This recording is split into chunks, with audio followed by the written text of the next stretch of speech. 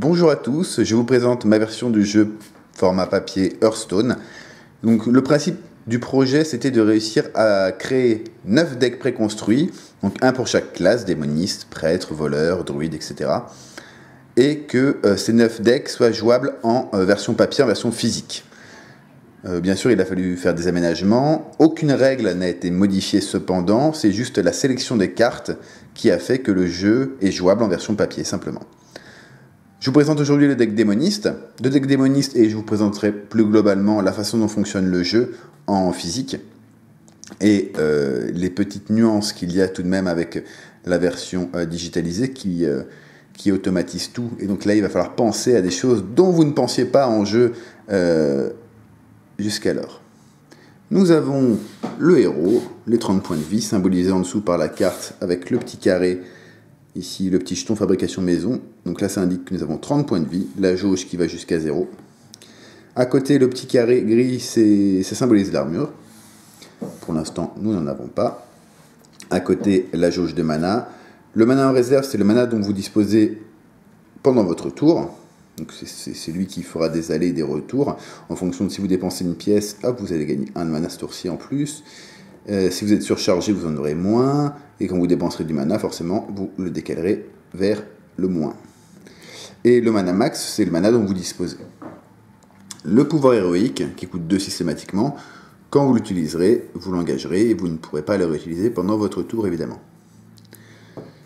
Le deck, avec bien sûr de l'autre côté les cartes de mon deck démoniste. La pièce et la pièce. Donc la vraie pièce sert simplement à désigner qui va commencer, et du coup le deuxième joueur obtiendra la pièce en carte. Nous avons ici les petits jetons dont je vous expliquerai tout à l'heure leur utilité et surtout la façon de les fabriquer. Alors ils ne sont pas obligatoires si vous avez des petits jetons de loto transparents, mais si vous n'en avez pas chez vous, et bien simplement du papier et du scotch vous permettent de faire des petits jetons comme ceci qui permettront de gérer les modificateurs de points de vie, les modificateurs d'attaque, le mana, l'armure, etc. Et en dessous, nous avons le Saint Graal, une carte que j'ai designée sur Paint, n'est-ce pas, la grande classe, et qui sert à moult choses. Elle sert à la fois à générer des tokens, donc en fait c'est un générateur de tokens, et en même temps ça permet de modifier en cours de partie, je vous montre. Hop. Ça permet en cours de partie d'avoir, en posant une carte de créature dessus comme ceci, des jauges d'attaque et de points de vie et de permettre de les modifier. Par exemple, si cette créature perd 2 points de vie à un moment donné dans la partie, je prendrai une carte token que je mettrai en dessous et je mettrai un petit jeton 1 comme ceci. Là, on comprend que la carte devient 3, 1. Et si elle regagne des points de vie, si elle gagne 2 points de vie, je pourrais la remettre sur 3. En sachant que le maximum à dépasser, c'est ce chiffre-là. On ne peut pas dépasser les points de vie initiaux de la créature. Voilà à quoi servent ces cartes magiques. À générer des tokens. Alors générer des tokens, qu'est-ce que ça veut dire aussi? Donc là, je vous ai fait les modificateurs de points de vie et d'attaque. Très utile, cependant. Et le modificateur de token, je vais vous chercher une petite carte, j'arrive de suite. Voilà, par exemple, ça c'est très bien. Nous avons par exemple le Diablotin double. Donc pour 3, c'est une 2-2, cri de guerre invoque une copie de serviteur. Pour gérer cette copie, donc je paierai le coût de mana pour la poser en jeu. Et pour générer son double, je prendrai cette carte-là, une de ces cartes-là, et je prendrai un petit jeton que je placerai sur 2. Et il faut créer son double, donc ces tokens-là sont idéaux et permettent une grande liberté. Hop, 2-2, avec une main c'est pas évident, je vous le cache pas.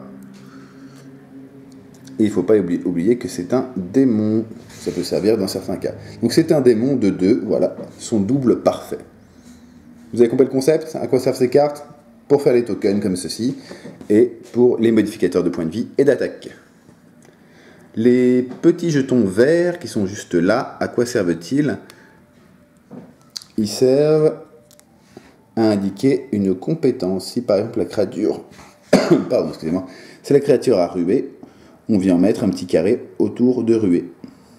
C'est pour pas oublier que la créature a rué, simplement. Pareil pour toutes les autres compétences. Et ça marche pas que sur les tokens, évidemment. Mais comment ça, pas que sur les tokens, vous allez me dire? Eh bien oui, évidemment. Si par exemple, hop, on revient sur le cas de la buveuse, j'enlève tout ça. Si votre buveuse ici n'a pas perdu de point de vie et pas d'attaque, ça pourrait être le cas, mais qu'elle a par exemple gagné ruée, vous pouvez décaler la carte magique et mettre le petit carré vert sur ruée pour indiquer que la créature a rué. Génial, non, cette petite carte? Ça sert à plein de choses. Et oui, vous m'avez démasqué, ce sont des cartes magiques. C'est pour donner la rigidité, simplement, à la carte. Vous pouvez mettre n'importe quelle carte à peu près de même taille. Ça permet d'avoir en fait la sensation d'avoir des vraies cartes. Je vous expliquerai comment elles sont fabriquées tout à l'heure. Oui, parce que vous pourrez les fabriquer également chez vous sans souci. Alors, je remélange un petit peu le paquet. Oui, j'ai un petit peu triché. Toc. On va faire un début de partie. Pour ce début de partie, première chose à faire, nous lançons la pièce. Chut, moins fort. Mais admettons que je gagne. Donc je suis premier joueur. C'est mon adversaire qui va récupérer la pièce, vu que c'est lui qui sera deuxième joueur. Comme je suis premier joueur, je vais piocher 3 cartes. Je vous les dévoile. Nous avons le Diablotin de Flamme, le Pénombroptère et le Séjour des âmes. Au mulligan. Donc le mulligan, c'est au début de la partie, vous pouvez relancer autant de cartes que vous voulez de votre main et vous en repiocherez autant. Je vais garder le Diablotin et je vais virer les deux autres. Pour les virer, je ne les remets pas dans le paquet tout de suite, je les écarte temporairement. Je repioche de nouvelles cartes. Voilà, donc ça c'est 3 cartes qui composeront ma main de départ. Et les 2 cartes que j'ai écartées juste avant, je les remets dans le paquet. Donc là je ne le fais pas, mais je devrais, mais je ne peux pas parce que je n'ai qu'une main. Je remélange le paquet. Fout. Mais quel effet incroyable. Le petit fout. Le paquet est mélangé, très content, et je commence donc avec cette main de départ. Comme je suis le premier joueur, c'est à moi de jouer. Première chose que je fais pendant mon tour, c'est je pioche une carte que j'ajoute à ma main. Je commence la partie du coup avec un mana, j'ai un mana disponible, et j'ai mes 30 points de vie et 0 d'armure. À mon tour, premier tour, je vais dépenser mon point de mana, juste là.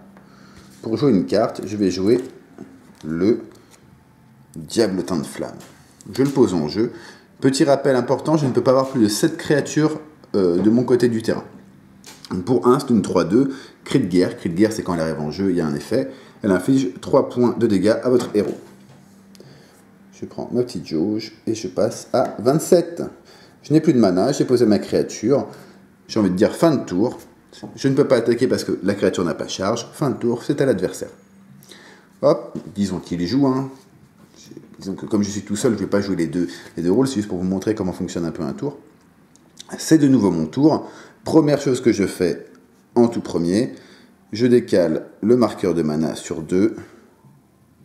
Et je regagne donc mes 2 manas disponibles pour ce tour. Je pioche une nouvelle carte et je peux de nouveau jouer. Donc dans ma main, j'ai que des créatures à 3 et 2 créatures à 5. Je suis un peu embêté. Je vais pouvoir dépenser quand même mon poids héroïque. Donc je dépense mes 2 manas. Hop là. Je perds mes 2 points de vie. Je pioche une carte. Et j'attaque l'adversaire avec la créature. Donc je pourrais soit attaquer une créature adverse, soit attaquer directement le héros adverse. Je ne vais pas continuer, je pense que vous avez compris le concept. Modificateur de point de vie, modificateur... pas modificateur, mana, pardon. Comment gérer le mana, bien ne pas oublier de piocher pendant son tour. Et ne pas oublier de perdre des points de vie quand on les perd, évidemment. Quand on a de l'armure, c'est l'armure qui saute avant de faire perdre des points de vie, comme dans le jeu vidéo, tout pareil. Voilà. Que vous dire de plus? On va passer sur l'étape maintenant fabrication. Comment le fabriquer? Et ben dans le lien de la vidéo, je vous mettrai les liens PDF qui permettent d'imprimer et de fabriquer les 9 decks que j'ai préparés. Donc les 9 decks, ce sont des decks que j'ai aménagés bien sûr, parce qu'il y a des cartes qui ne fonctionnent pas en physique. Quand je dis qu'il y a des cartes qui ne fonctionnent pas en physique, je pense par exemple à des choses qui alourdiraient vraiment le jeu, comme Carniflore, Yogg-Saron, le projectile des arcanes, enfin tout ce qui est un petit peu aléatoire a été quasi banni. Alors pas tout à fait banni, parce que comme vous le voyez, hop, où est-ce que c'est? Le garde funeste a un effet aléatoire. Vous défaussez 2 cartes aléatoires. Mais c'est extrêmement simple à reproduire en physique. Vous prenez simplement, quand vous le posez, vous prenez toutes les cartes de votre main, face cachée, vous les mélangez, vous en tirez 2, et c'est ces 2 cartes qui sont défaussées. Donc l'aléatoire n'a pas complètement disparu, il y a des effets aléatoires qui sont reproductibles en physique, mais il y en a d'autres qui sont vraiment trop complexes à gérer, qui pourraient être créés en physique, mais qui demanderaient d'autres ressources, par exemple des dés, ou des choses comme des roues, etc. Des choses qui alourdiraient le jeu physiquement, avec du matériel, je veux dire, et en plus, mécaniquement, ça serait un petit peu chiant, on va pas se le cacher. Donc le jeu là est très épuré, très fluide, tout fonctionne très bien, il n'y a pas de bug. Je pense que limite les parties sont quasiment, je dirais pas exactement de la même longueur, elles doivent être un petit peu plus longues que les parties en digital, parce qu'il y a quand même de la gestion de points de vie à faire nous-mêmes, de mana, il y a des choses à faire nous-mêmes, du coup ça prend un peu plus de temps. Et surtout, on n'est pas pressé par le timer. On n'a pas à part l'adversaire qui peut vous mettre la pression, bon, tu te dépêches de jouer, il n'y a pas de timer.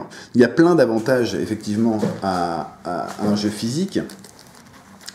Je vous les mettrai d'ailleurs dans les liens, tous les avantages. J'ai fait une petite liste. Par exemple, de pouvoir jouer à 4, je pense que ça pourrait être très sympa, de pouvoir créer ses propres cartes et de les expérimenter. Il y a plein d'avantages à jouer en physique. Et je regrette un petit peu que Blizzard n'ait pas fait une espèce de version physique. Ouais, je trouve ça dommage. Même si je comprends l'objectif sous-jacent qui est d'avoir une communauté de millions de personnes en digitalisé, et que de toute façon les jeux de cartes, les TGC sont maintenant des niches, les physiques. Donc je comprends l'objectif. Néanmoins, en jeu de cartes physique, c'est génial. Honnêtement, c'est trop bien. Vous pouvez jouer sans internet, sans tablette, sans PC. Vous pouvez jouer avec le regard de l'adversaire dans les yeux. Vous pouvez le narguer. Les emotes, c'est vachement plus riche quand même, quand c'est en physique. On va pas se le cacher. Bref. Passons sur le côté fabrication. Alors, la fabrication, extrêmement simple. Donc, vous aurez les planches, vous les découperez. Et au niveau de la fabrication, il vous faudra donc du papier. Je vais vous montrer. Du papier, des pochettes transparentes type Magic. Donc le format c'est 63 par 88 pour les cartes Magic. Donc il vous faudra des pochettes transparentes, des cartes Magic pour avoir la rigidité, du papier pour imprimer, et même ça c'est même pas collé en fait, c'est juste inséré dans la pochette. Il vous faudra également des ciseaux si vous faites les petits jetons. Je vous expliquerai comment on les fabrique juste après. Et du scotch également pour donner de la rigidité aux jetons. Sinon, c'est absolument tout ce dont vous avez besoin. En tout, pour faire 2 decks, il y a besoin de 84 cartes. Donc ça veut dire 84 plastiques. Et ça doit représenter en termes de feuilles, si vous faites en plus le dos. Le dos, c'est facultatif, hein, c'était juste pour l'immersion. Mais si vous ne faites pas le dos, par exemple, si vous faites juste le côté face des cartes, vous avez donc, on va dire, 80 cartes. 80 cartes, ça fait environ une dizaine de feuilles à imprimer. Parce que sur chaque feuille, il y a environ 10 cartes. Donc, honnêtement, ça coûte très peu cher. Ça demande juste un peu d'huile de coude, de faire la découpe des cartes, et la découpe des jetons surtout, qui est un petit peu longue et un peu pénible, mais une fois que vous les avez pour toutes vos parties avec tous vos decks. Et ça, c'est génial. Là, on est très content. Alors, pour les jetons, j'y viens. Pour les jetons, la fabrication est relativement simple, même si elle est un petit peu fastidieuse. Vous aurez des petits carrés comme ça à découper avec un fond blanc. Je vous montre ça de plus près. Il faudra le plier en deux.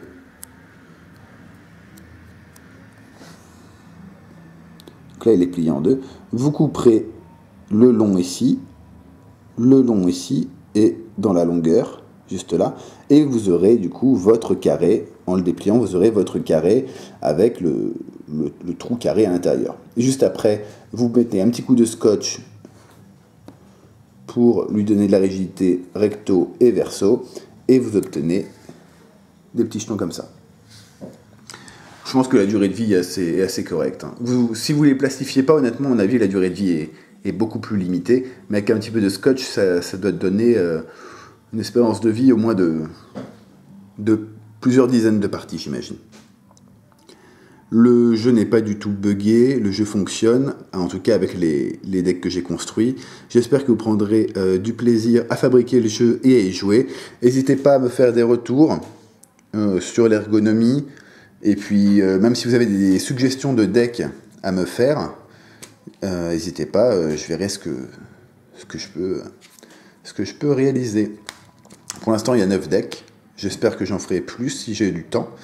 9 decks, c'est déjà pas mal, ça fait 1 par classe, il y a de quoi faire. Si vous faites les 9, honnêtement, vous avez de quoi faire déjà. J'espère que le principe vous plaît et que vous saurez prendre du plaisir à jouer Hearthstone avec des vraies cartes. Je vous souhaite une bonne journée, bonne soirée en fonction de l'heure à laquelle vous regardez cette vidéo, et je vous dis à très bientôt.